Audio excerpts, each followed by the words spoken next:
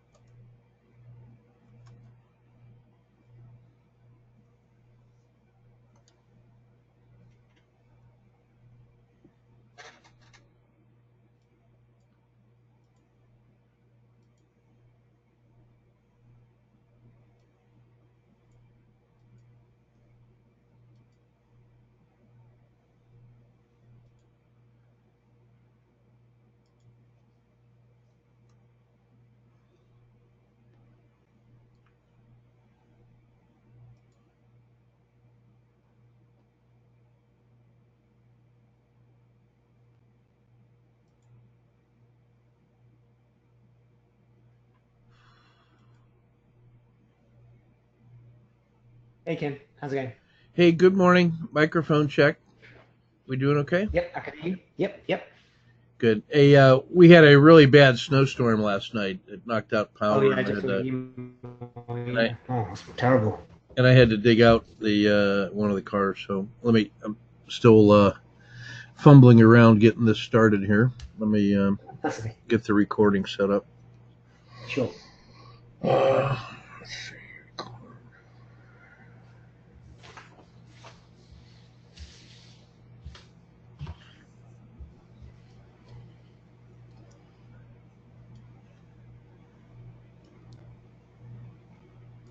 What I'll do is I'll make that recording.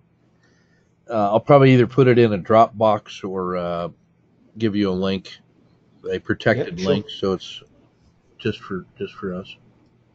Okay. Let's see, audio focus, right? Okay, 3, 2, 1. Okay, so good morning. This is coaching session number 1 with Ken and Kumar. It is January 19th, not the 20th. Excuse me. 2019. So this is the first session. Typically, what we'll do on this is we'll do a check-in, just to get warmed up, see how we're doing. Anything of interest and significance, kind of get going. We'll take a look at any uh, ongoing issues or items from last month that we want to carry forward. Then any new materials. Let's see, ongoing issues. Um, any stats update, and that'll be taking a look at trading results in a standard way. So we kind of measure trading performance every time. That'll be something that we'll work on this month, is getting the reporting correct. Stats update, learning journal review. Um,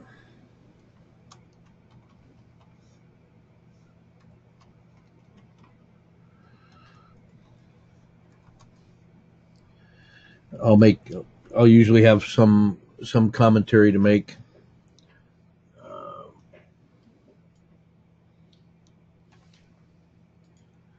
Our closing portion would be review of actions and do outs or deliverables. Let me call that deliverables. Deliverables for next session, and then any kind of final commentary. So that would be sort of a standard session marker there, and then I'll do the recordings and post them. So just by way of check-in, here's some just initial thoughts about how I see my role as a coach, and then I'm going to get your thoughts on my role as a coach for you. My goal on this is to help make you self-sufficient in the kinds of analysis of your trading that I'm going to provide as a coach. So my real goal is to help you look at your trading like a coach, so that you can be like a self-coach. It can be you can have the skills of self-analysis and self-awareness, sort of using the same systematic approach, the same disciplined approach that I'm going to use, so that the what's called the locus of control, or the location of control, in this case the location of coaching and analysis, is inside you and not inside me. What I would be a failure if the only way that you could get analysis of your trading and ask the right questions and then come up with a plan for action is if you were waiting for me to tell you. So what I'm hoping to do as a coach is to model the way I look at your trading and at trading in general and self-improvement, so that you can internalize those procedures, so that you can become more self-sufficient, more self-actualized. So that what I don't want to have happen is have you be like to be your coach, or to have you need me as a coach for 20 years, and you have to keep coming back to me to get your questions answered. I'm much more interested in helping you develop the individual skills of self-analysis and trading system analysis, so that you can develop some ideas about what should be done, how to set that up as an experiment, and then how to conduct that experiment, and how to analyze your trading, so that you can suggest to yourself which ways that you might go in certain priorities. If I do that, then I feel like I'm doing my job, which is to help you become a coach. There's a couple reasons for that. Number one is I just don't like the idea of being a guru, or somebody relying exclusively on me as an example. That's why I like to give away the spreadsheets and show all the rules, no black boxes with me, because I don't think that's healthy.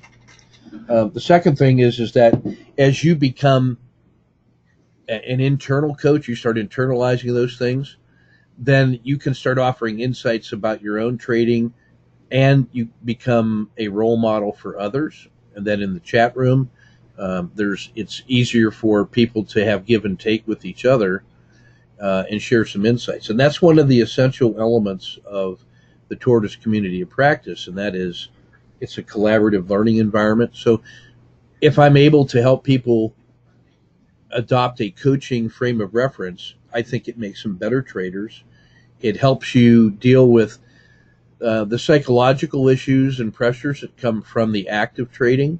So if you already have the resource on board that allows you to stop trading for a moment, think like a coach, what would my coach say, then it helps you trade with intention, instead of kind of just responding to whatever the market says, going from one emotion to another. It helps us put a wedge in between our emotions and our actions. So longer term, that's one of the payoffs of learning to coach yourself is that it helps with the practice of trading. It helps with the mental psychology of all that. So that will manifest itself by me using various checklists or process maps and asking you, did you follow your steps, or review how you did it, what you were thinking, what options were there, all those kinds of things that'll help kind of try to turn you into a coach of yourself. Now, having said all that, if you, however long the coaching relationship is valuable for you, then I'm here to do that. I'm not trying to work myself out of a job in that sense, but in another sense, I kind of am. So I enjoy coaching and I enjoy trading, but my real purpose is to help you self-assess, to find those areas where I can help with skills and practices and mindset, and teach some systems for self-evaluation and self-development. Then I'll feel like that's kind of my purpose and missions being accomplished. So that's going into this to this year. That's essentially my frame of reference. Okay, so over to you. Okay, so yeah, in terms of what you've just said, I think that's spot on. That's exactly what I'm looking for in terms of what I want out of this coaching.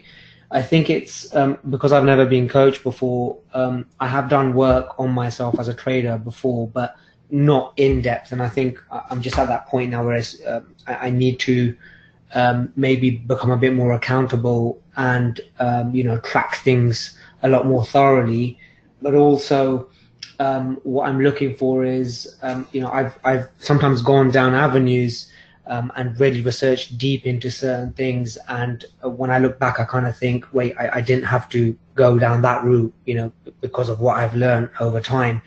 And what I'm looking for is to bounce off your experience. So, if I say to you, hey, Ken, I'm looking at X, Y, and Z, you may say, look, X, going down path X isn't probably the best, try Y and Z, and then maybe look at this as well. And so I'm trying to make sure that wherever I focus my energy, it's the best possible place for me to be doing that. And I think it's really just I'm just at that point now where it's time to take the trading to the next level, and I just need to make sure that I'm going in the right direction. Okay, I think we are simpatico in that sense. I see that as consistent with what I was talking about. I heard you say looking for systematic tracking and accountability, both in your own say record keeping, and in just kind of your own mental sense of where you are. To have a trustworthy research process into self-development and systems. I want to emphasize that sounds to me like so that you can take on individual responsibility for self-navigation, if I can put it that way. And then Yes. I can help play a role as a trusted other to help with triangulation about where you are. Kind of an inside the game is your head, outside the game is me providing observations of what I can see. So that's absolutely consistent with what I was saying before. So that's we're in sync in that sense. So I want to just show you there was a handout that I attached to this session. Did you get a chance to look at that? Yes. Okay, so what I'm going to ask you to do for each one of these sessions to make sure that what we say here gets documented into a specific action plan is let me see if I can open that thing up here. It's the executive notes. Is that what you're talking about? The meeting notes. Yep. I have never actually tried using the attachment feature of this thing yet, so I'm curious to see if it came through or not. So this is a standard. I'm big on standard forms. All right, I have this belief that forms will set you free. And I'm going to see if I'm trying to get this thing to open. And what I'm going to want you to do, within a couple days of the meeting, preferably the same day, like after the meeting, but really, as long as you get it done in a couple days, is to produce a meeting record of the things you heard, things we said, so that we can document the specific actions that are going to get added to your action plan. Okay. Got it. It's okay. There we go. Yeah. So the way I do this is I keep my own set of notes, but I like to make sure that I see what you think we said, and the standard form will help us do that. Yeah. I got it. Slowly opening here. I'm actually on battery power right now, so it may be running a little slow. Oh, okay.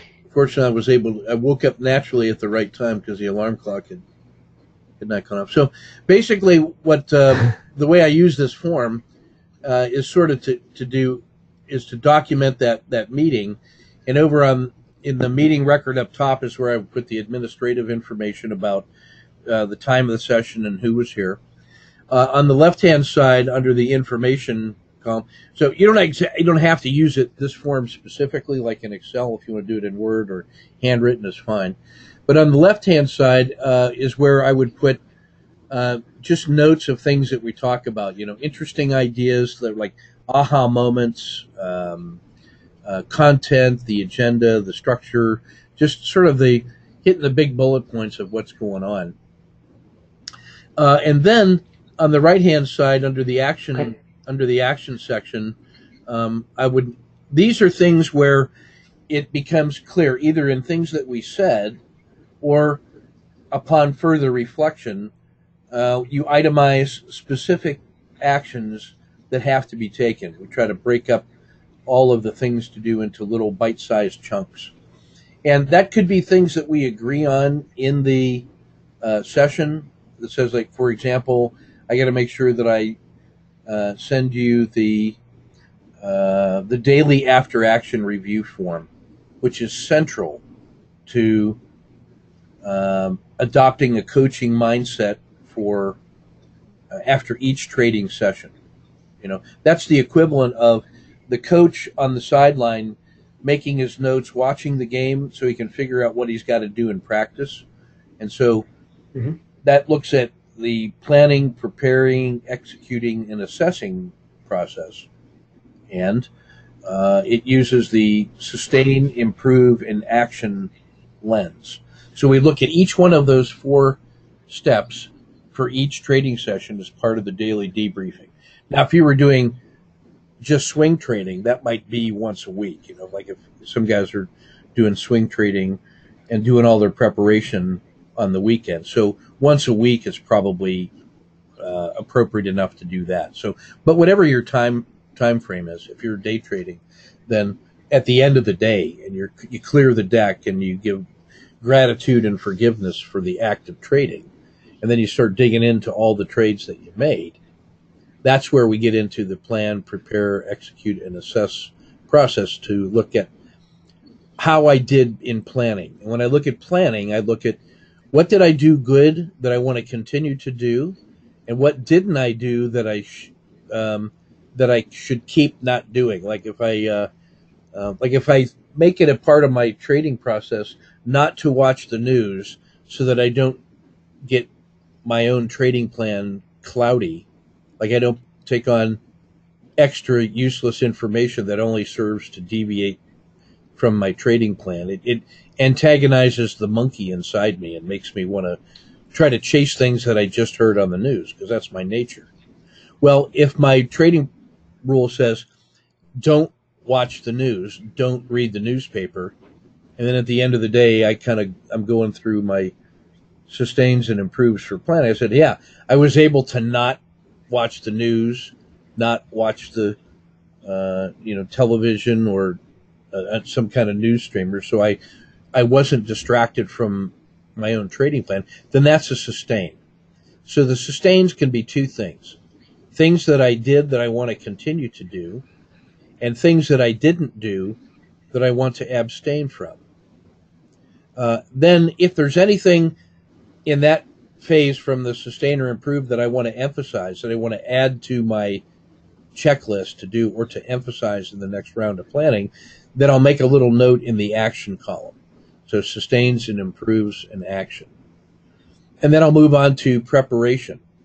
So in planning, all I had to do was identify a sufficient number of targets that I can expect to have things to do during the trading session. That I've looked at a wide enough set of symbols that I can always have. I'm not waiting around for something to do. There's something to look at, something I'm stalking, and something that's coming into the trade window.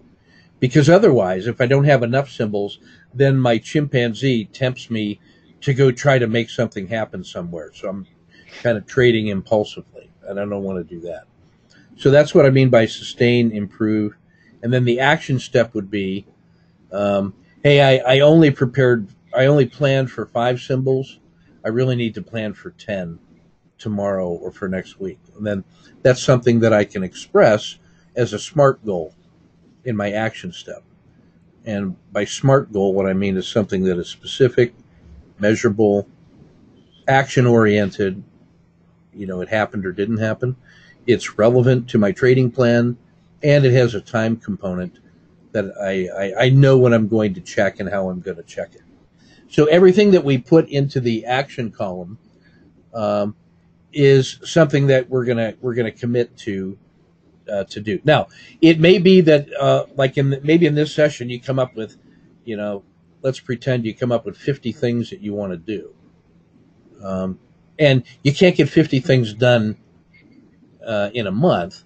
So there's a priority column that's there, and it may be that the action is simply to keep it on the list and keep visibility on it until it's time to study it a little further detail. So that's why we got to have this priority list on here so that we do things one bite at a time. There's a real myth out there about abilities to multitask in real time, and there's also a myth about multitasking in project management.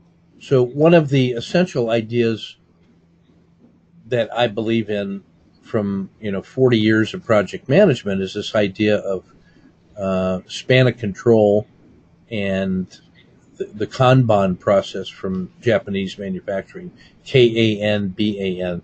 So Kanban says that the way that you improve performance is to reduce the amount of work in progress to the manageable level, so that you don't have too many things open, you don't have too many things going on demanding your attention, because the tendency there is that as soon as it gets difficult in one little area, there's too many other things that come to our attention and we get diverted. We never really focus. So a really good technique for that is the Kanban process, Kanban. It's a visual work management system that just shows work in various stages of process. It shows all the things in the stack that must be done. It shows the things that are in progress and where they are. And then it keeps a running tally of the things accomplished so far. So you get this sense of progress and motion. And so that way you always have visibility on the most important work that needs to be done right now. And so that's one of the ways that we can take this list of actions that come out of this meeting, integrate it with all the other things that are on our action list, and then prioritize and then develop.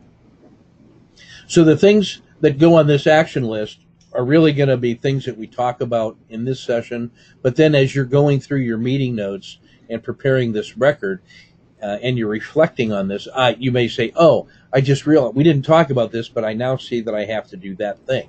And you kind of chunk that into there. That's why I want to give you like 2 days to kind of to prepare the first meeting record, so you have a chance to reflect on all your notes and then measure twice and cut once, and then that becomes our meeting record for for this plan, and then the second document would be sort of an ongoing, like a top 10 list of things to do.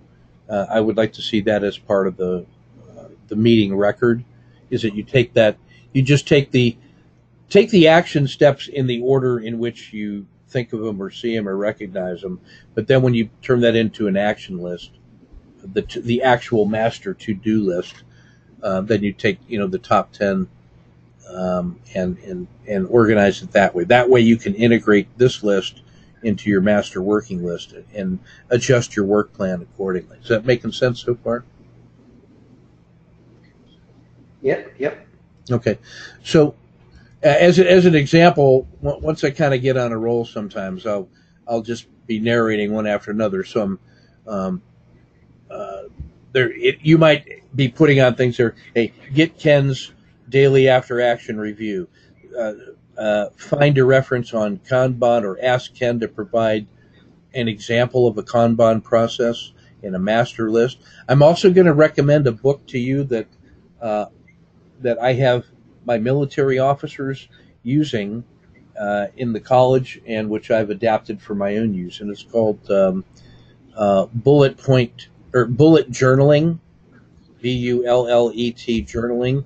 It describes a way of ongoing action list management using checklists like this, and it's a really powerful way to systematize multiple projects with many tasks in a busy world. So if that's one of the areas that you'd like to take a look at, then I can highly recommend that as a method for implementing a Kanban system. So there's also a website called Personal Kanban, Kanban, that will give you free examples of just what a work in process looks like. I'm going to send you one of mine. So between those two ways, or integrating them, that will help you over the course of this year just kind of keep track of all the process improvement things that we talk about, and that will provide enough structure for you to put your trading. Just think of your trading as a handful of data, a great big bowl of individual data points, and we want to drop that into a machine. Then we crank that up, and then it moves these things and analyzes them in a certain way, stacks them up, looks for trends, and lets action steps come out the other end in a systematic way, in a trustworthy way. So that's kind of what I want to talk about there. Let me suggest this one as a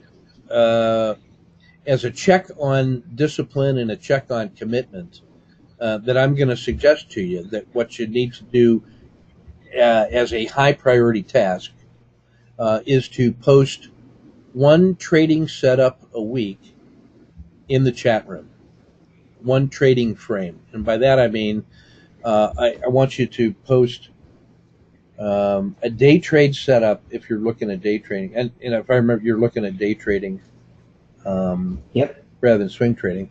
But I'd like to see the evidence of one trade frame a week where you have marked up using the monthly, weekly, daily, 2-hour, 30-minute indicators, and mark that up, and then that gets posted in the chat room as a way to document good trading practice. And it doesn't sound like it's that hard to do, but it turns out to be a significant piece of work. I recommend that you do that over the weekend. Take the weekend report, take a look at those things, take maybe a look at your favorite target or the one that just appeals the most to you, that you have good confidence that that's going to be a good day trading candidate in the week ahead, and then post up a trade frame, and then a good trade frame from that will actually help you set up all of your day trading with that target for the whole week. So that was our experience from the December workshop, which was a swing trading boot camp. And what we did was we looked at about a dozen symbols. And by using that monthly, weekly, daily, 2 hour, 30-minute model, we actually had identified key areas of support and resistance that were in effect for the whole month. So that as we were day trading, that standard frame that we did was always there, always prepared to help us make sense out of the daily price action. That we could see when the price was coming to an area where other time frames might start acting, because on their time frame it's now reaching a critical state. So what happens is if you get locked into a single time frame, you think everybody in the world that's trading it is looking at it the same way you are, and that they're geared to make decisions when you are, and that they're going to have either your psychology or the opposite psychology on the other side of the trade. And then all of a sudden we're just kind of moving along and everything seems to be working well, and then bam, something out of the blue happens. It's like, where did that come from? How was that? And what probably happens is that price reached a trigger point for somebody on a different time frame with a lot of money, and as soon as that thing hit, the algorithms fire or people start making decisions, and now there's a new player in town. And instead of the price action being a natural extension of what just occurred, a new player comes in and disrupts it, and now a new reality is in place. That's the essence of the 2-hour battle drill, for example. That when we set up a trade intraday from a critical state, what we're looking for is prices come into a region where there's a higher than average chance of a big move in either direction in a short period of time. So it can go up or it can go down, but there's more likelihood of a strong move about ready to happen. So my two favorite examples of when that occurs is at the extremes of price action, the pinch and stretch. So when there was a really significant move in one direction, so significant that there's no controversy, it's unambiguous.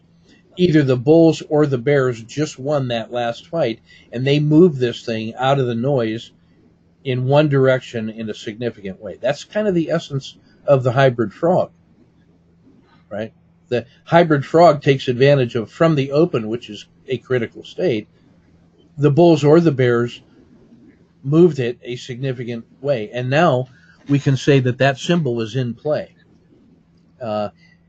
It's either going to be more of the same, where momentum is going to continue to move it in the same direction, say from the higher time frames. It's now moved away far enough that people see it as a breakout and they begin to add positions, or those guys don't act.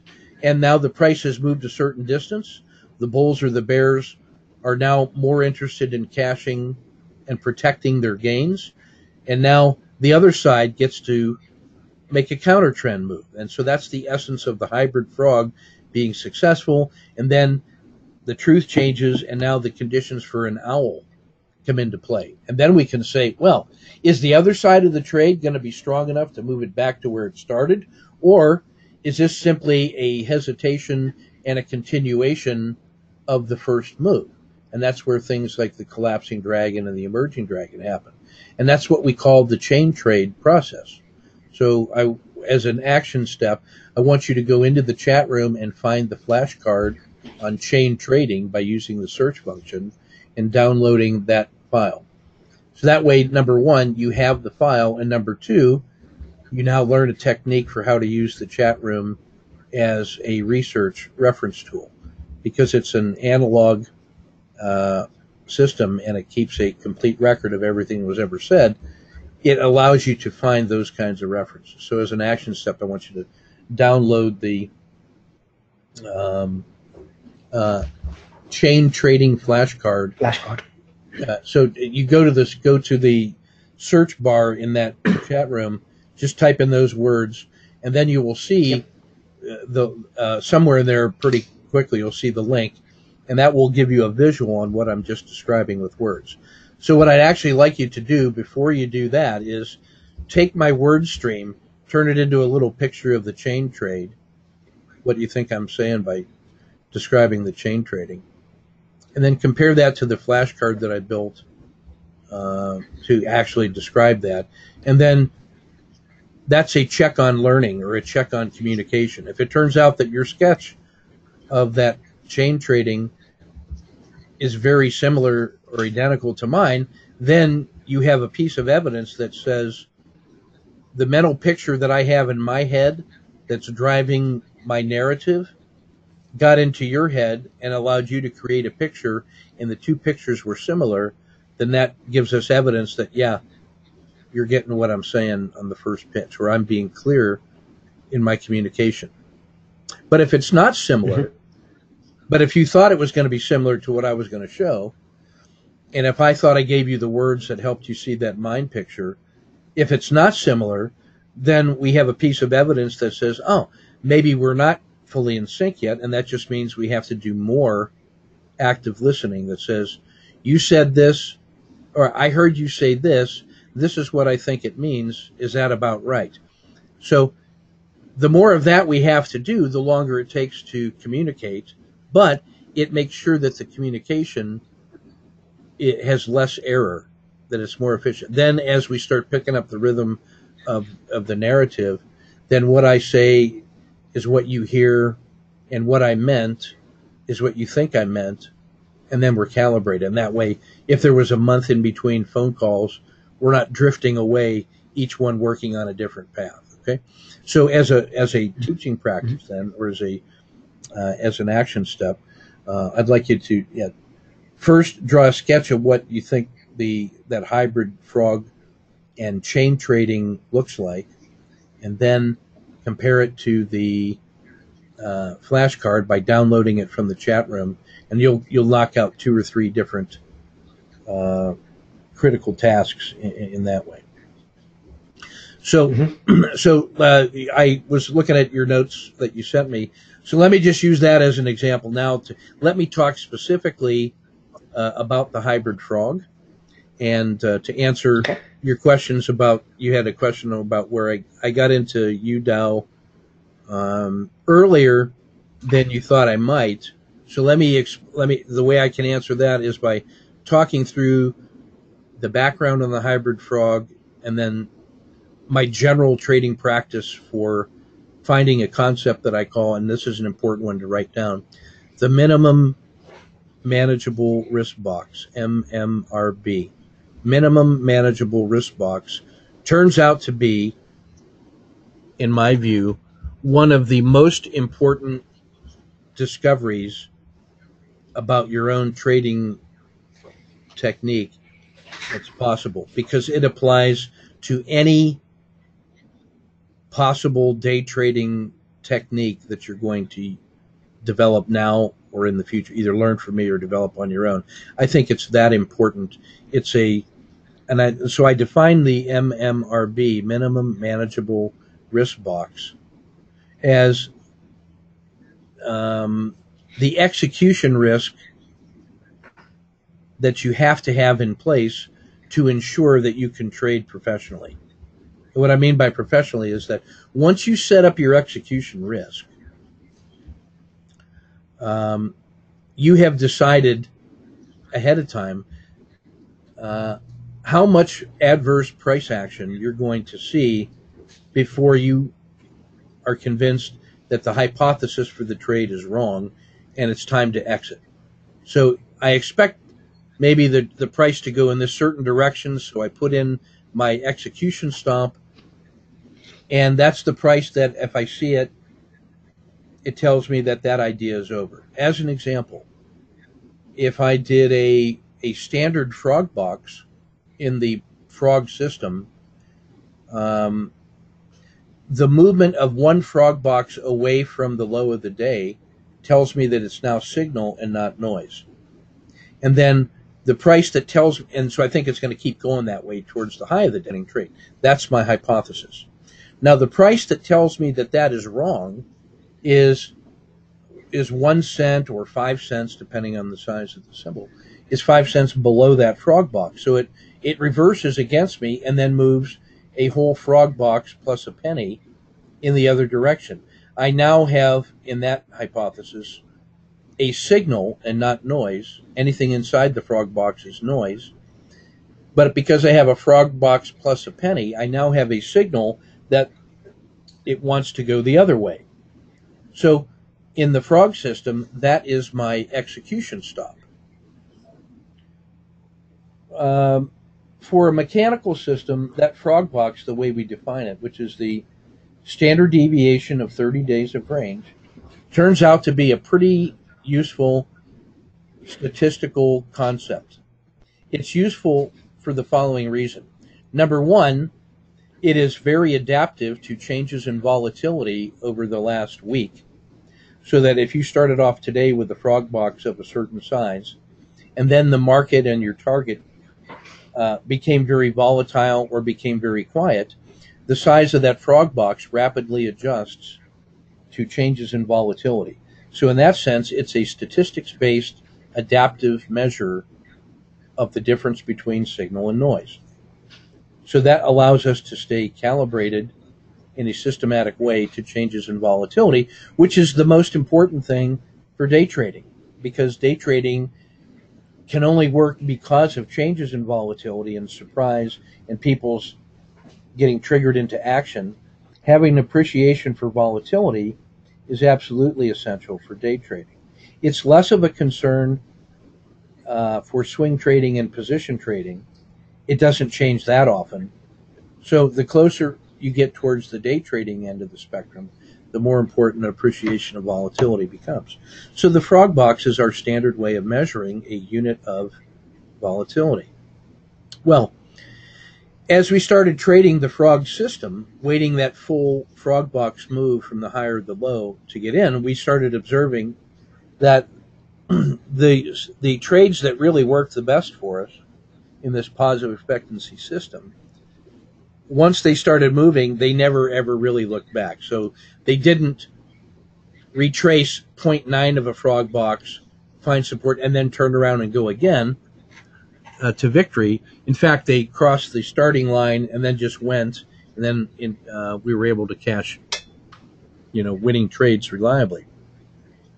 So we started looking at the frog box and said, can I enter it before it moves a full frog box, and then just trail it with the full frog box? And we found that yes, we can. That we could have a move of 0.7 of a frog box, and those went on to become winning trades. Or let me say this a better way. Every winning trade that we had with a full frog box, waiting a full frog box for entry, that if we had entered that at 0.7, it would still have been a winning trade. In other words, the trailing stop never kicked us out prematurely before it then went on to victory. So that tells us to expect in a frog system that it's going to start working early and fast and clearly. And that the longer that it takes to muck around before it makes a move, the less and less like a frog it is becoming. Right? So we found out that we could reduce our initial entry criteria to 0.7 of a frog box. So then my personal hunt, and the personal hunt of everybody trading that frog, was to see how much could we reduce the size of that fractional frog box to the point where we could still get these larger moves, and therefore reduce the size of the loss when it went down and hit the stop. So now we have this idea that's what really triggered the idea to have two different measures of performance. One of them is a position sizing risk, which I recommend, which if I could order you to do it, I would just order you to do it. I would say use a full frog box as a position sizing risk, and then use the execution risk to make your decisions about getting in or out. My very strong personal belief is that if your execution risk is about 1/3 to 1/2 of your position sizing risk, then the losses that you take psychologically are easy to take because it's a fraction of the dollars at risk. But when you get winning, you're looking for reasonable profits of 2 full position sizing boxes, and that means that you have a much larger reward possibility than the execution risk. And so you start taking your average wins become larger than your average losses, and it becomes clear if this thing is working sooner rather than later. And now you can start having more repetitions, more starts, more chances at it, and you're cutting the losers short, and you have a chance to let the winners get longer. It allows you to trade like the way you play poker with a large chip stack, but you're risking only a couple chips on each hand to see if you have cards, and you're only risking the ante, and that you only play the hands to win that look like they are already working. So it has a certain advantage over poker in that sense, in that once you're into the trade, you know you're going to make some money. So I say all that to say what the frog box is, and now what the minimum manageable risk box is. The minimum manageable risk box is the end point of this research. How much can I reduce the frog box so that I can enter sooner with a professional mindset? So for me in the Dow, that's 50 cents. The frog box on DIA can be like $1.50 at different times without being surprising. But for me, if I see a doji and then a 1, 2, 3 entry after a hybrid frog move, a lot of times I'll just enter on the 1, 2, 3 entry because everything in the market is pointing in the direction of up.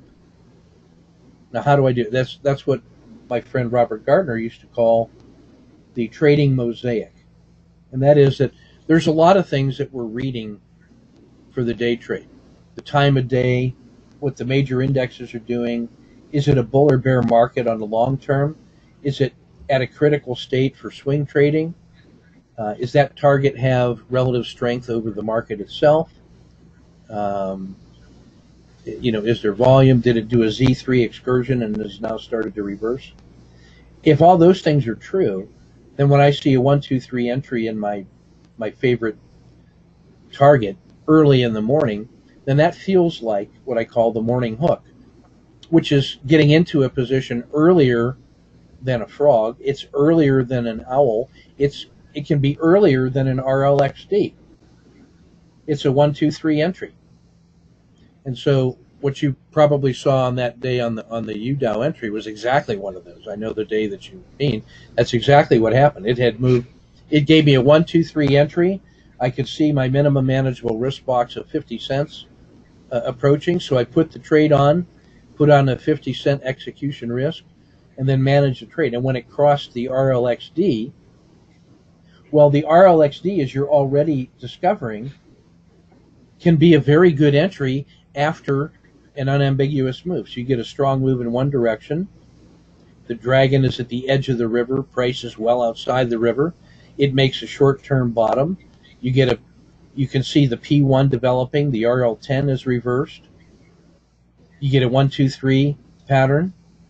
The price closes on the far side of the dragon, followed shortly thereafter by the RL10 crossing the dragon. And you say, hey, 3 of my criteria for an owl are already in place, and there's a comfortable distance to the swing low, and I feel like I could take that trade already and manage it without more than a 1-hour execution loss. Is it okay if I take that trade? That's the question that you asked me in your email, I think. So let me pause right there and say, was there anything I just said that didn't make sense?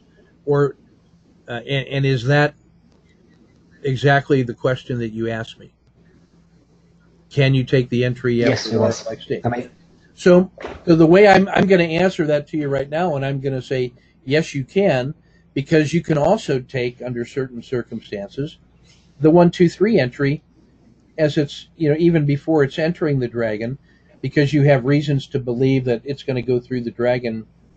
Now remember, nobody else on the planet except our handful of traders even knows what we're talking about when we say the dragon. So it's not like there's millions of people out there that are also watching this signal and are trying to make the same decision that you are. It's a handy tool that we use to calibrate moments in the trade that are favorable. Now, if your spider sense tells you, your trader sense tells you that, hey, I can safely I can professionally enter it here and not wait for the full owl, I'm going to tell you, yes, you can. And the way that you document this to determine if that's a good decision or not is not based on the result of that trade, because that trade is only a single data point and you can't make a statistically informed judgment about whether or not in the long run that's a good idea. All you can do is set that up as an experiment and say, for these reasons, I believe that I can enter now at a low risk idea with my minimum manageable frog box or my minimum manageable risk box. I'm going to make the entry here. I'm going to put my initial risk there. And then my expectation is that I can get 2 full position sizing moves to the upside if this thing works. I will tell you that if you have an unambiguous move in one way and the dragon is at the edge of the river or outside of it, and then price reverses and crosses that dragon, I guarantee you that there's a 2-to-1 reward to risk on the upside. You don't even have to stop to wonder, because you can tell because there's a possibility, if what you just saw in that reversal was the low of the day, there's 4 full frog boxes always available to the upside before you get to the range stat.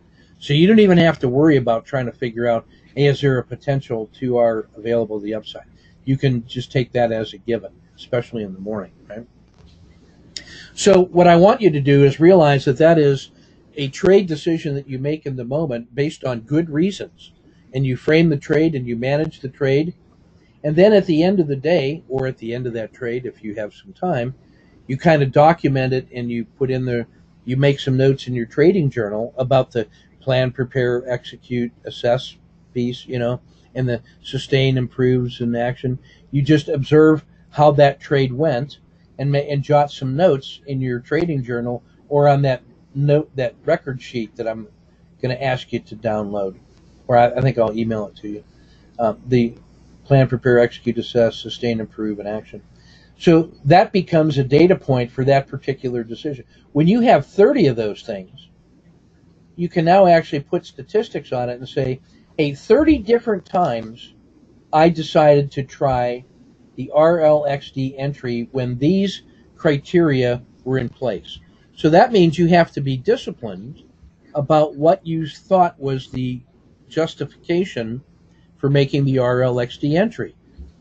Let's say you said something like, well, there was a successful hybrid frog in one direction, and I saw a 1, 2, 3 reversal, and then I saw the RLXD, and it was in the first 90 minutes of the session.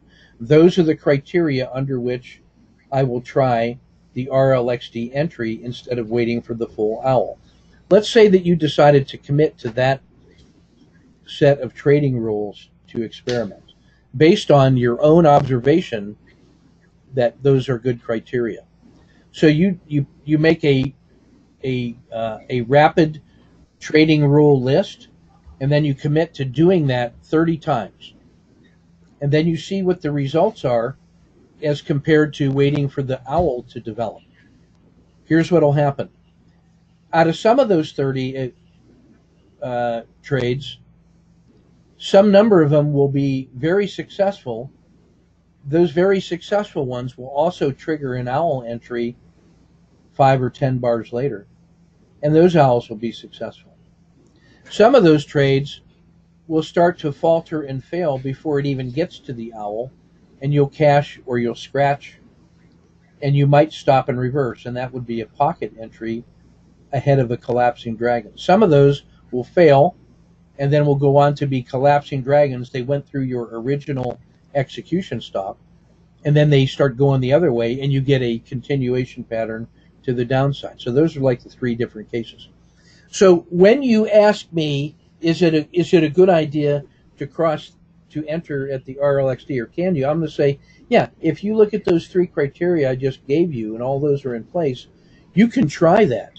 And then you got to see how it works for you, and can you manage it, and can you then be disciplined about collecting 30 pieces of evidence in order to analyze it and make an informed judgment about, does that make sense to you?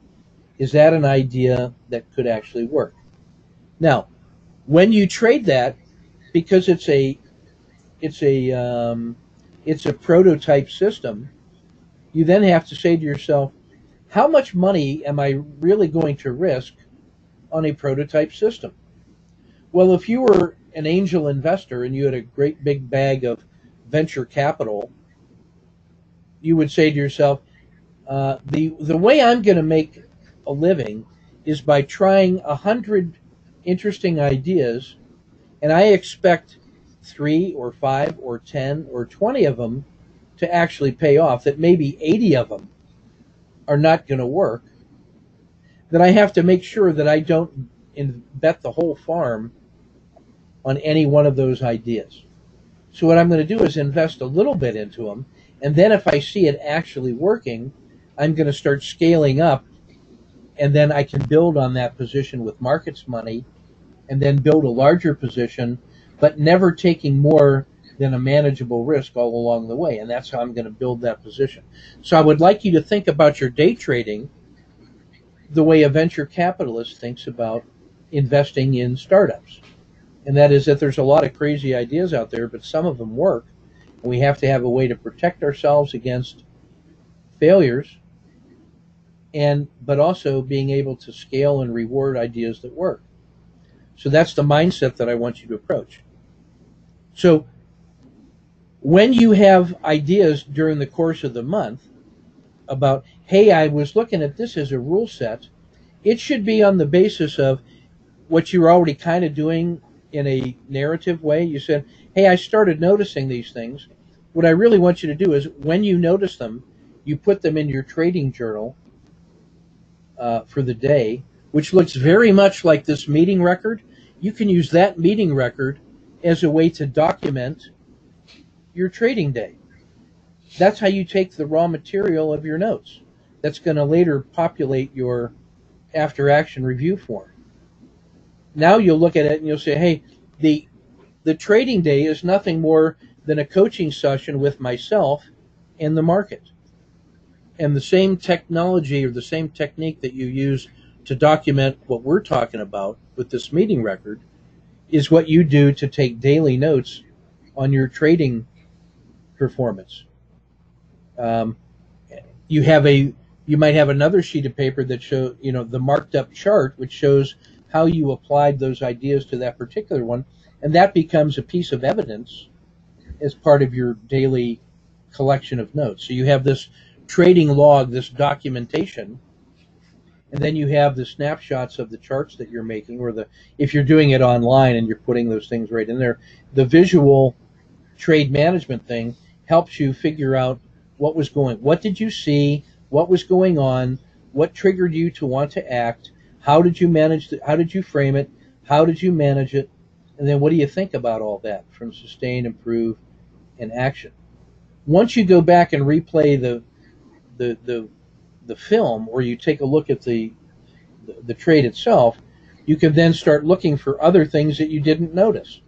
When you see me in the chat room marking up people's charts, or you see me marking up my own charts, I'm showing you what I'm looking at or what else there is to see.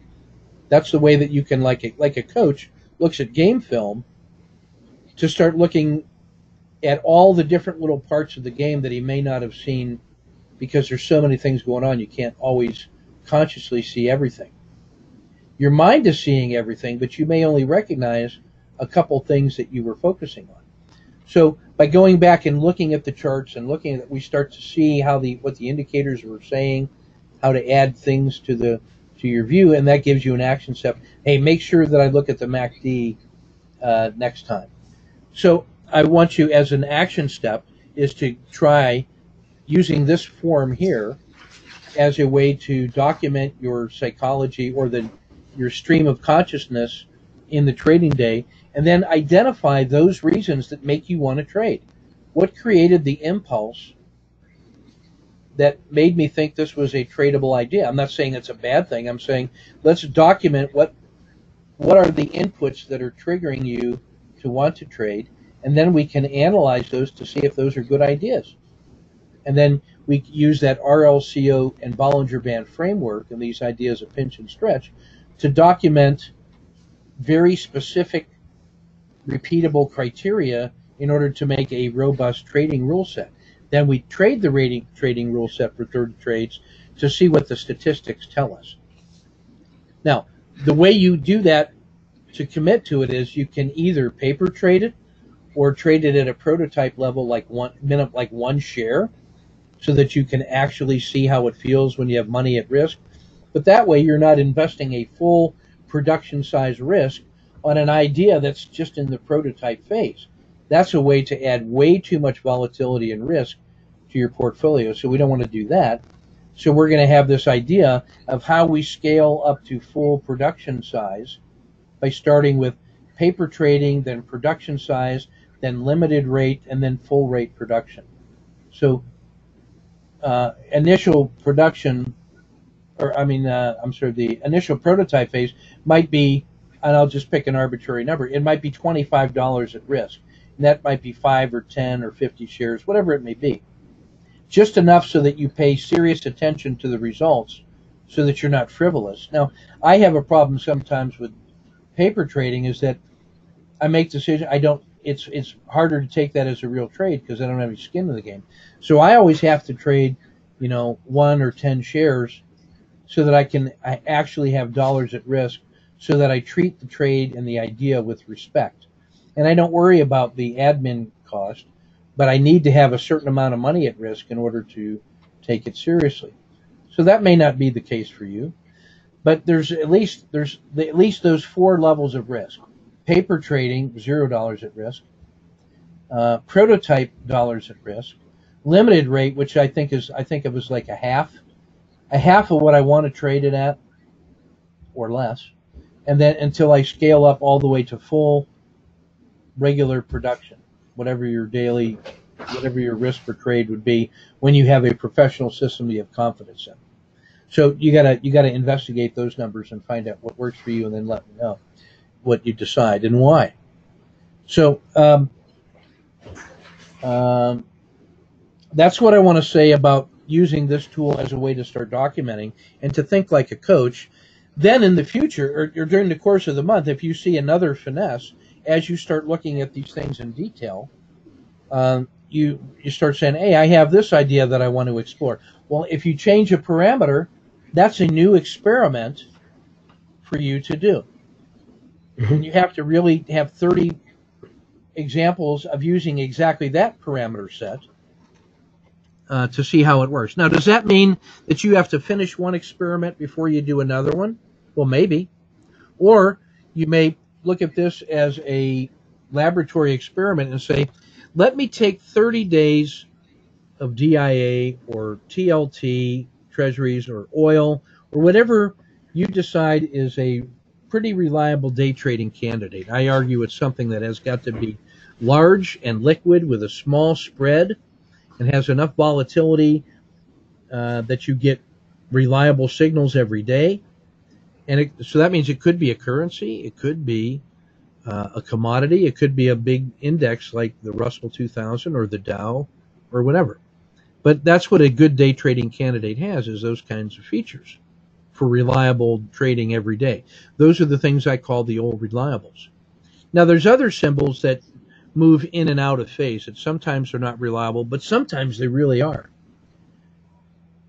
Something that would make a symbol a good idea for short-term day trading is it just fired on a swing trade signal, which means that for next 3 to 5 days, it could be making a large directional move. Well, that would make it a very good day trade because during those 5 or 3 days, it's making these large moves in a single direction up or down, and I can turn that into a day trade intraday. That's the essence of core and turbo trading. But for right now, what I'd like you to just kind of look at is develop what you think of as your old reliables. For me, that's like DIA, the diamonds, the Dow, and the Russell 2000. and oil and Caterpillar and Brazil and Mexico. Those are all real good frog candidates. So that means that they're always moving every day in large leaps with enough volatility and volume that I can trade them. So I'm always ready to trade those no matter what. So I think it's good for you to start identifying some of those for you. You might use the same list. So with your span of, sorry. So let me finish this thought. So what I would say is, to get back to the idea of multiple experiments, if you have 30 days of price behavior, you could actually test the rule sets for 30 times against exactly the same price action, and then compare the performance statistics and say, well, if I had 5 systems to explore and I tried them all in the same data, here's how each system performed over the same data set. Now you've held that as a control, and now you can actually fairly compare one system to the other. If you do those in sequence on different data, the variation in the price action could give you a false picture that you were trading system 1 under mediocre price action, and then you shifted to idea 2, and that price action really rewarded system 2. Now system 1 might actually be better over the long run, but you just happen to pick, by random chance, that system 2 really performed really well, and now you think that's better because it did better than 1. So we have to hold that price data constant in order to fairly compare the performance of different systems. So I say all that just to go back to your original question. That is, can you take the RLXD? I would say yes, given those 3 or 4 criteria that I already told you, which is kind of like the preconditions of the owl. So you have to have an unambiguous move. Here's how I define an unambiguous move with respect to the hybrid frog. I use 0.7 of the frog box as the official hybrid frog entry right now. So from the open, you put a hybrid frog box of 0.7 on the open, you bracket it. And then whichever one of those lines it touches first, that's the direction you go with a hybrid frog trailing stop. Good so far? Yep. So that's an entry. Now a successful hybrid frog is a trade that moves an additional hybrid frog box. So it moves another 0.7 of a frog box. So as soon as it does that, I define that as a successful hybrid frog. What that means is that you just saw price action move a total of 1.4 frog boxes in one direction without ever hitting its trailing stop. And so in your mind, you should see that as it mucks around and then it moves, it hits an entry, and then it moves another 0.7 without ever having a significant pullback of 0.7. So now we're 1.4 frog boxes away from the open. With me so far? Yep. So if I look back at that in retrospect, what I would see is more than a frog box move in one direction. And we define frog box 1.0 as a signal. So this thing has moved almost 1.5 frog boxes without a serious pullback. I define that as a winning trade for that direction. The bulls, or in this case the bears won. That was an unambiguous move, and that tells me that symbol is now in play. One of three things is going to happen. Number one, those guys that just won are correct, and it's going to just keep going. Sometimes that's what happens, and you get a really big win right from the get-go. So the hybrid frog, with very little information, allows us to participate in that runaway move right from the opening. So that's good. I don't even have to think. I just had to enter when the hybrid frog entered, and this thing magically worked. Hooray. That's the first thing that can happen. Second thing that can happen is, no, it's going to stop and reverse and start going back towards the open, like a morning hook. Well, that'll trigger an owl eventually. That will also trigger what you are seeing as the RLXD entry, and now it's going the other way. So it was a morning hook head fake in one way, and now they set up a big long move, a runaway move, in the other direction. So the owl will comfortably get us into that move. But if we want to try to get more out of that move, which happens a lot, the RLXD entry that's the hypothesis for why that could work.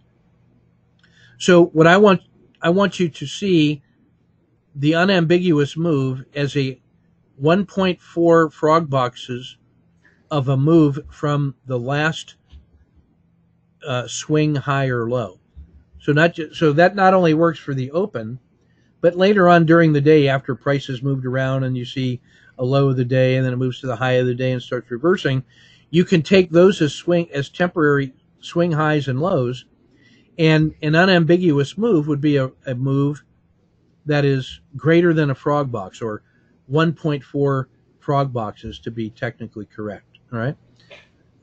After you see a move like that, then when you see the RLXD, now you have an unambiguous move, and that becomes a reasonable entry point with a very small execution rate. When you see the price oscillating less than a frog box, those RLXDs are not valid, or not as valid, because it's just you're in the noise.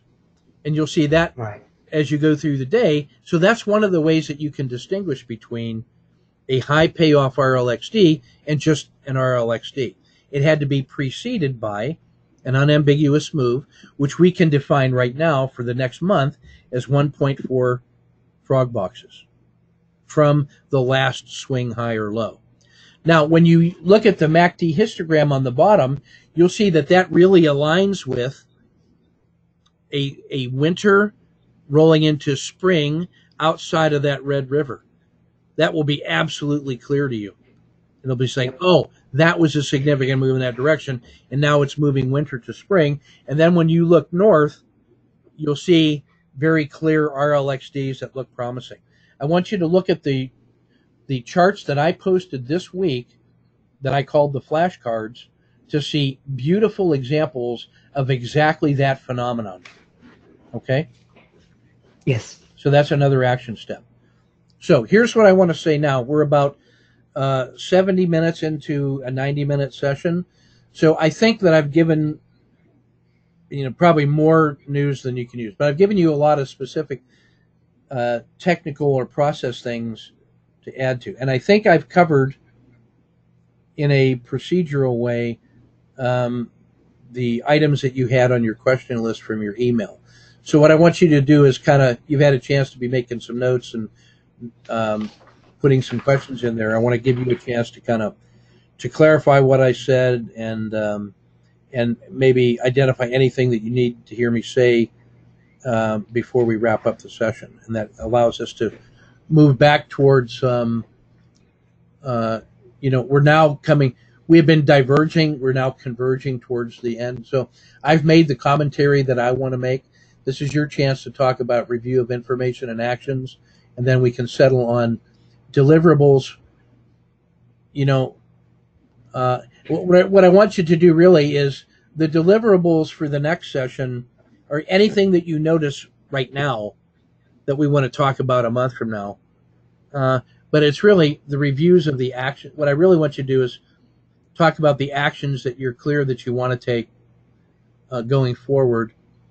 And then what I'll say is, because this is the first call, what I'm looking for is a meeting record a couple days from now, and then kind of a follow-up email a week from now to kind of say, yeah, I've digested it, I'm on track, and I'm making progress, and all things good to go.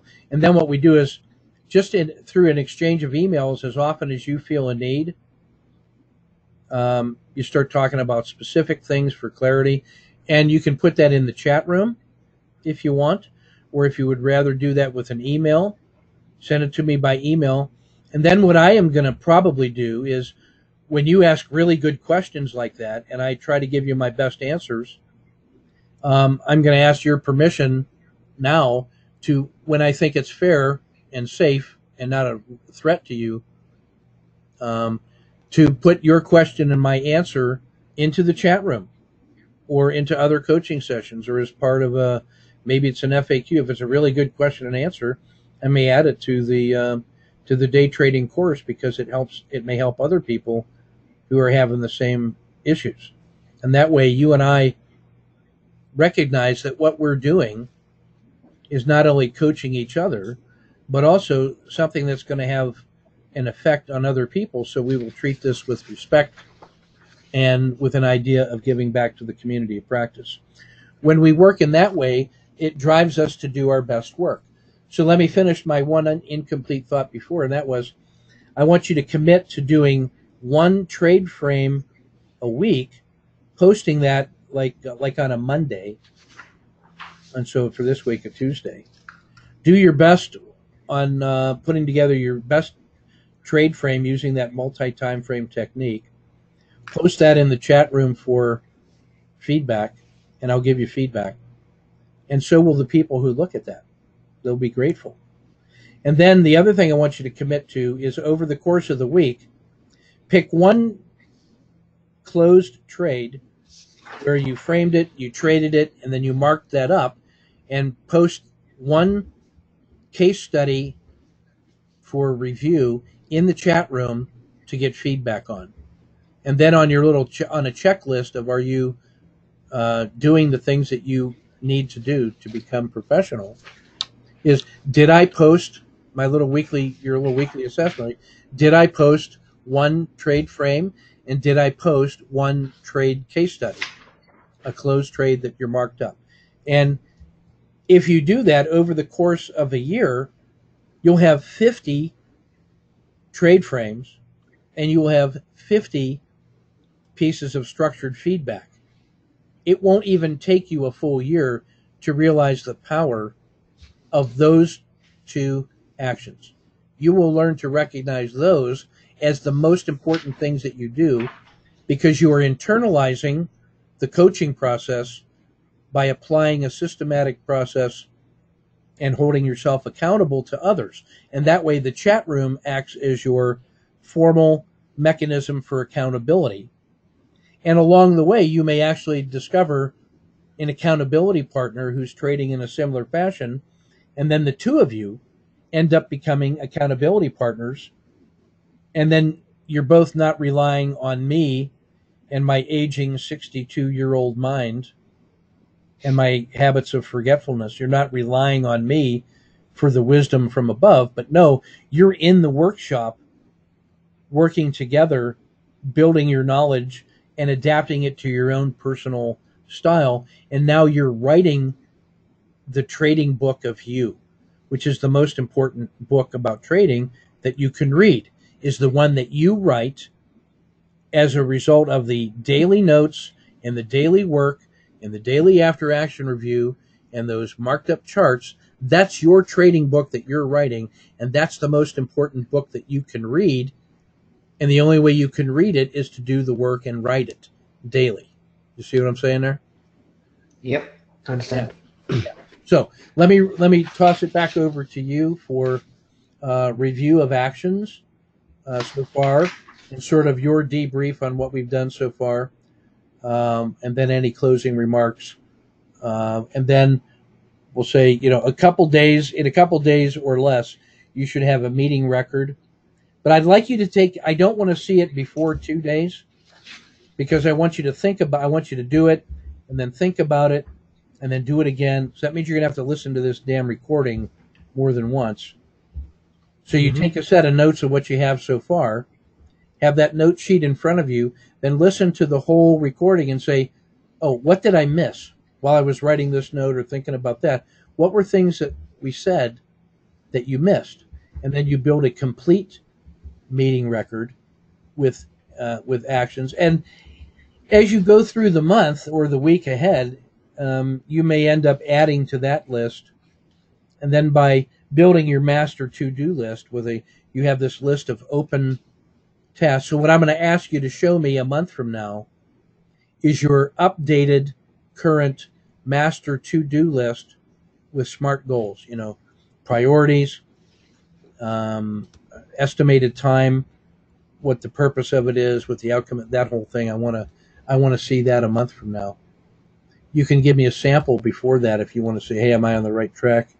You don't want to make it so cumbersome that it's impossible to maintain, but you want it so it can be reliable. And that will help you build your Kanban system of work in progress And then if you look at that book, Bullet Journaling, um, you'll have a systematic way to manage all these, tens and hundreds of tasks that you're going to develop.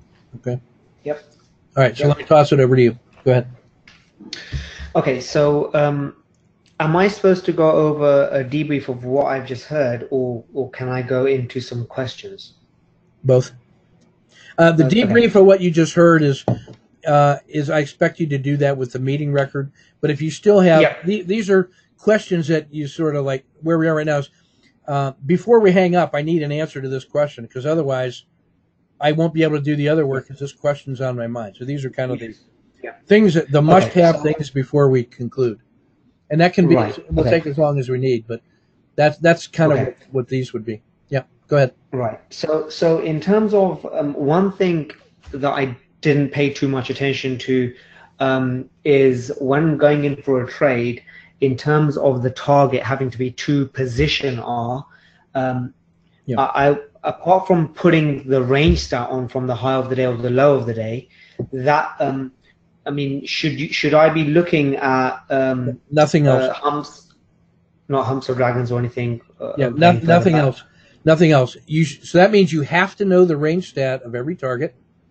Yep. And now think about it. Let's say you saw a hybrid frog in one a successful hybrid frog in one direction. Mm-hmm. How far is that move from the open? It's 0.7 frog box. Yeah, 1.4 frog boxes, which is two. Oh, a successful one, yeah. Which is two hybrid frogs. So it moved that far. Yes. And at least, and then you see this, what looks like a reversal to you that is now triggering your inner chimpanzee an appetite for, hey, I want to trade it now, but I want to wait. Maybe I'll wait for the RLXD, and if I don't take it then, I have to take it by the time it's an L. So that's the setup condition. As soon as you see that, what you have is you put the range stat box on it and you say, that's the upper limit, and you'll see easily that there's 2-to-1 to the upside intraday. It's absolutely unquestionable. So you don't have to worry, well, do I really have two position sizing moves available? Yes, you do. Mathematically, the way the frog box is constructed and the size of the average ranges on all these targets, there's absolutely no question that there's a 2-to-1 to the upside, so you don't even have to worry. What you have to be concerned about in your trade frame is, where are the intermediate levels of resistance where this thing could start failing? Well, it could be one or two frog box. It could be all the way. If it just goes back and gets back to the open, it wouldn't surprise us if that's where it met resistance. Or yesterday's close could be resistance. Or yesterday's high and low could be resistance. Or some other resistance level that we brought onto the chart based on our 30-minute, 2-hour, daily, weekly, monthly. Those are price levels that carry into the day that are potential support and resistance.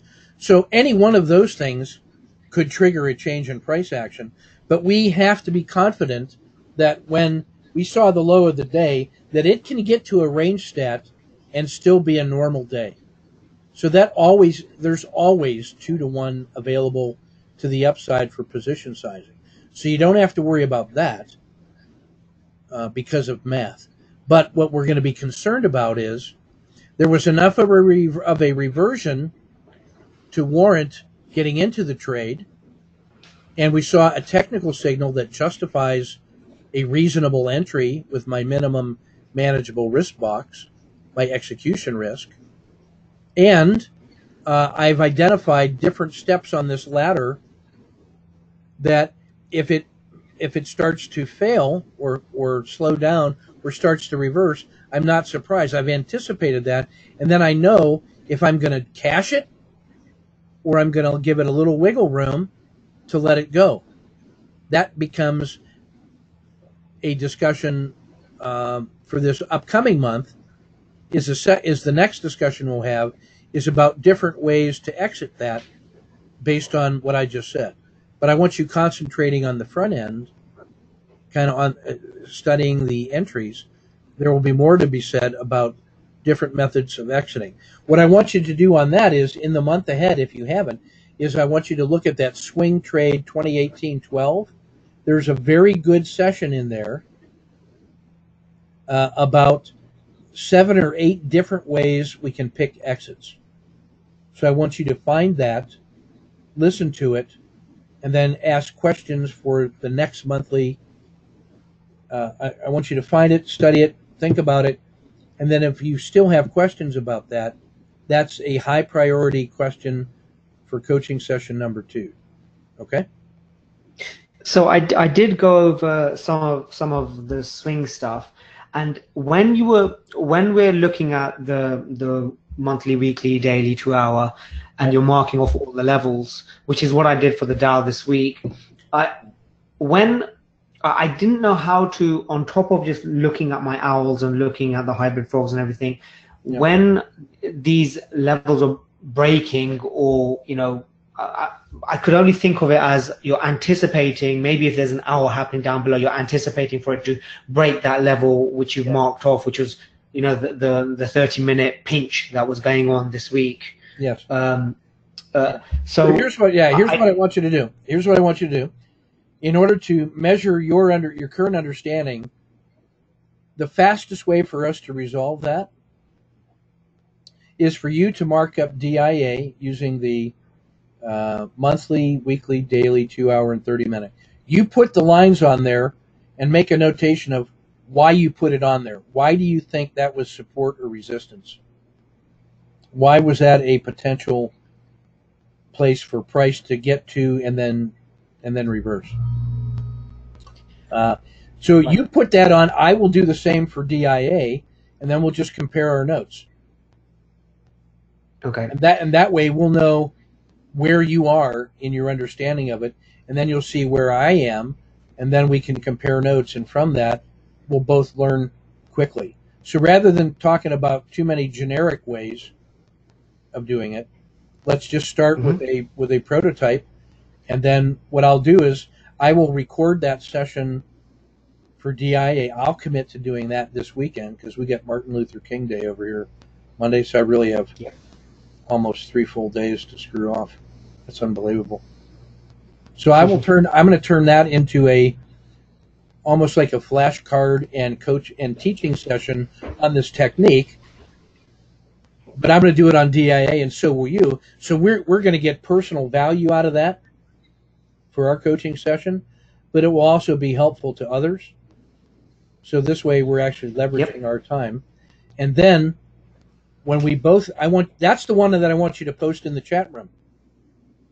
And then we will have our little technical discussion. It'll be like you and I around the table, and then other people that care can be like little surgeon, like in a teaching hospital.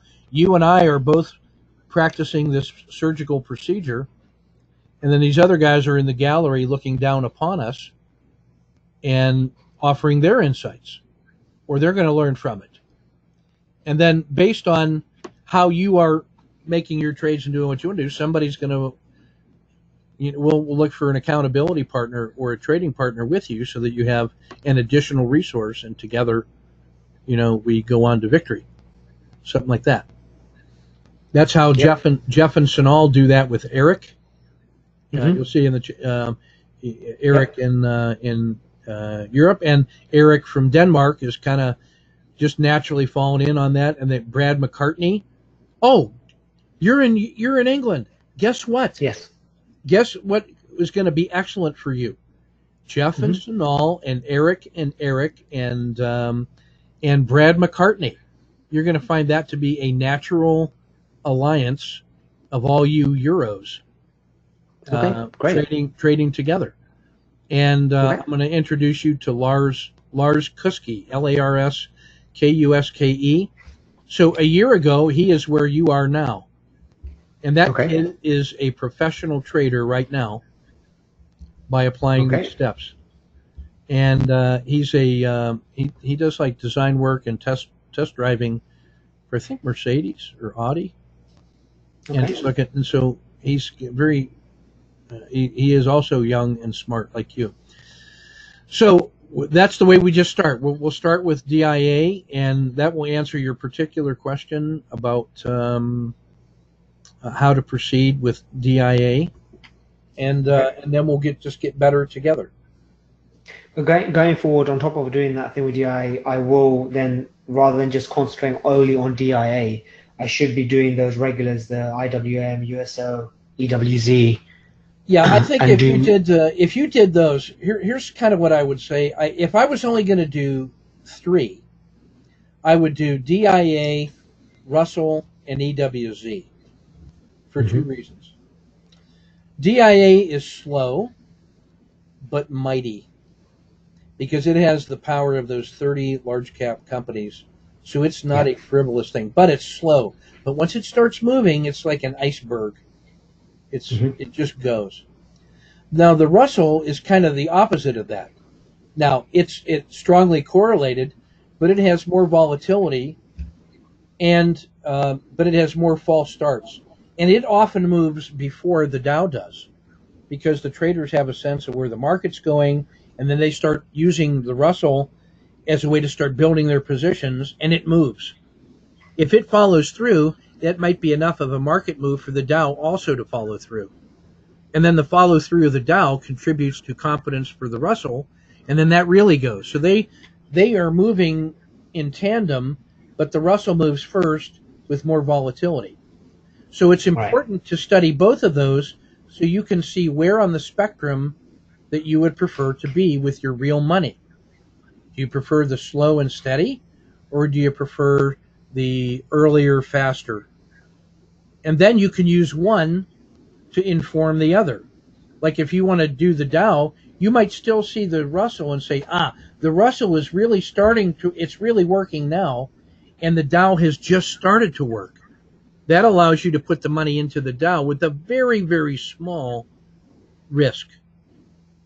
And so you can Got it. risk very little, and then you have a Dow making a nice move on very small risk, and you can build a big position size and have very little capital at risk and then build into it.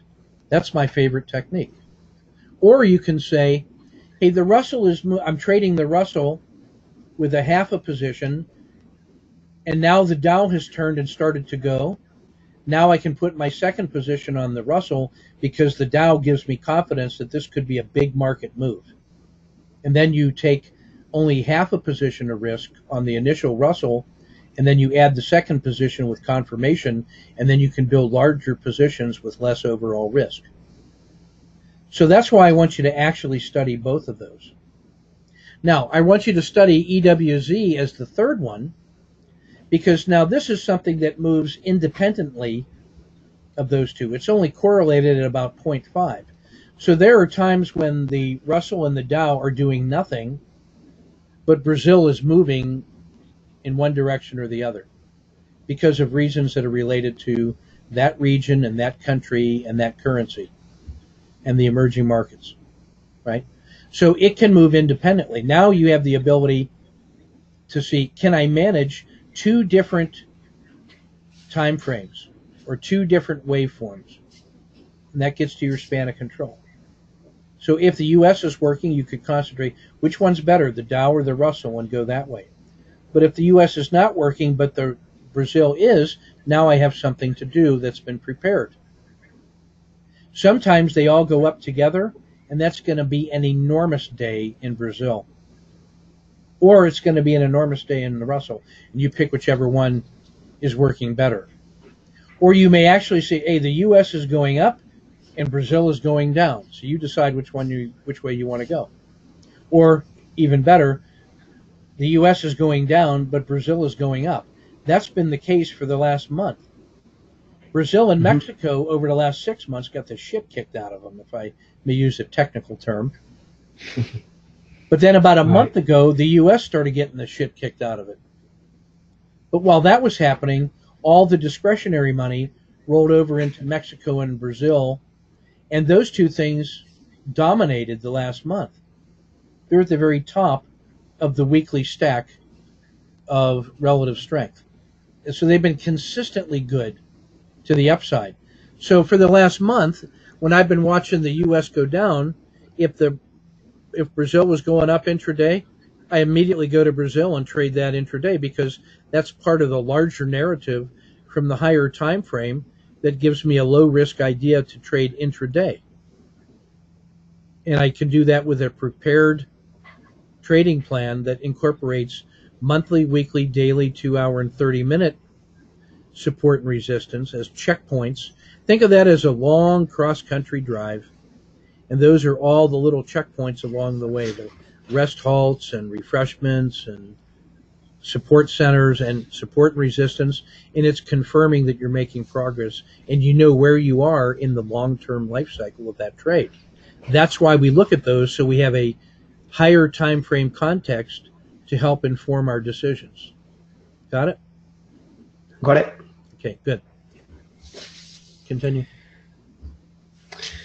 So I think that was pretty much it. There is some stuff about collapsing and emerging dragons, but I'm not sure whether here's what I'm going to do. I will ask you to draw a picture yes of what you think those are, and then I want you to look in the chat room, same technique. There's a flashcard in there that shows a sketch of the collapsing dragon, the emerging dragon, and the pockets. And then I want you to compare your sketch to that sketch. So you now have two sketches to draw. What are they? The first one is the chain trading. Yep. And the next, and then the emerging and collapsing dragon. Yeah. So you'll put that on one. You put that sketch on one thing. We get both of those ideas. So it's really three things. It's the emerging dragon, the pocket, and the collapsing dragon. The pocket turns out to be the space between the emerging dragon and the collapsing dragon. It's that little wiggle room in there. When the dragon is making his little wiggles, the pocket is in between the hump and the belly. And the hump and the belly become the trigger points for when it becomes an emerging dragon or a collapsing dragon. Okay? Right. Yep. So those are two sketches. So you got a lot of work to do here, man. I have. That's why I will tell you, it's good to be the coach and not the player, because the player has to do all the work. The coach just has to tell you what to do. It helps when the coach can demonstrate, but in soccer, that's the way I try to stay fit, is by trying to show the kids what it looks like. I just can't do it as often or as fast as they can, but I can be smooth and steady and balanced. And so they say, look at this 62-year-old man out here dominating on the futsal court because of his good first touch and ball control with either foot and his balance. Don't be confused by his fat and apparent slowness. He's actually very, very slick. That's what I tell myself anyway. And some of that's even true. Okay, what else you got? I think that's it. I think it's just really about putting that all together, and I think I need to track those specific types of entries, and I'm going to just document all of them. Yeah. I really like the one that you started off, the one that you felt strongest about.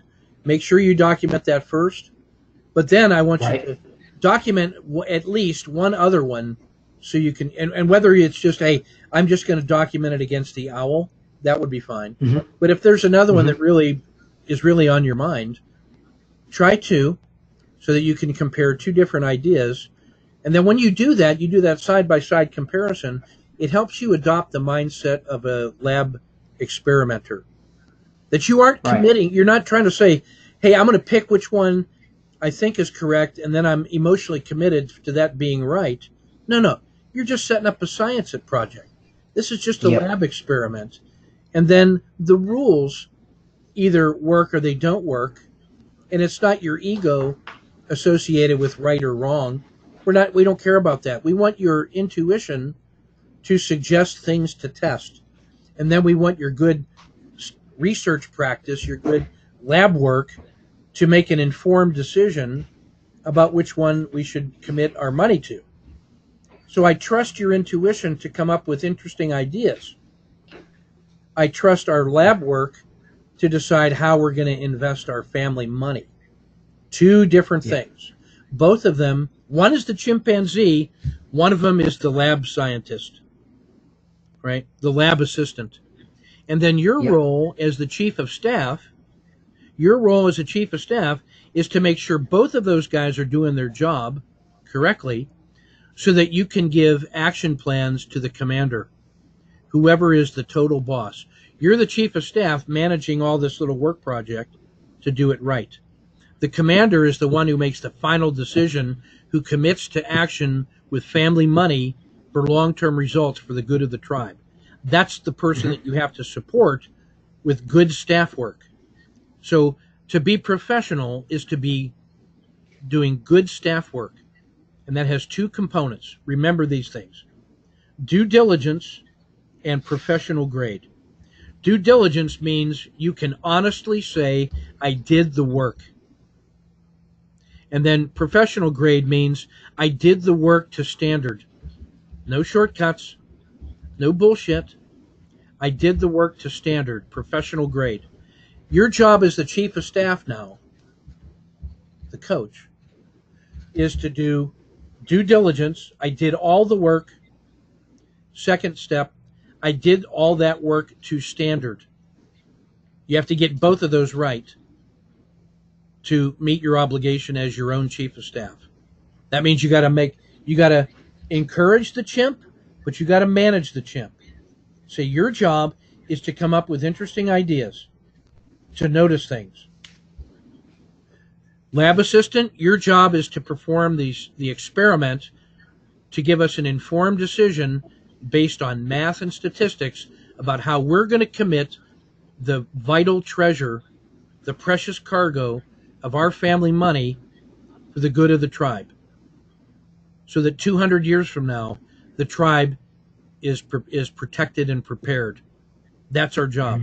And your job as a chief of staff is to give the commander, you the trader, actionable information, that is a professional trading plan that he executes with confidence because he trusts that you did your staff work, which means that you handled the chimp and the lab assistant. Now, the chimpanzee wants to be the trader.